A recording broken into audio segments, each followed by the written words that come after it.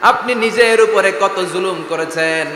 আপনার পাপ অন্যায় আর গুনাহগুলো যদি হয় খালের পানির সমান, বিলের পানির সমান, জেনে রাখবেন আল্লাহর দয়া হলো সাগরের পানির সমান।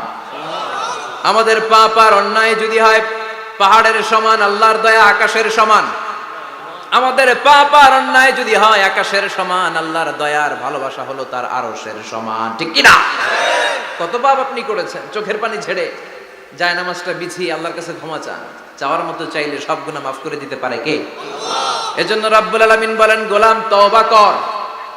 তওবাকারীদেরকে পছন্দ করে কে? বিশ্বনবীর আগের গুনাহ মাফ, পরের গুনাহ মাফ। বিশ্বনবীর জীবনে কোনো গুনাহ নাই, তারপরেও বিশ্বনবী বলেন, ওয়াল্লাহি লা আস্তাগফিরুল্লাহ ওয়া আতুবু ইলাইহি ফিল ইয়াউমি আকসার মিন ৭০ মাররা। আমি প্রতিদিন আল্লাহর কাছে ৭০ বারেরও বেশি তওবা করি।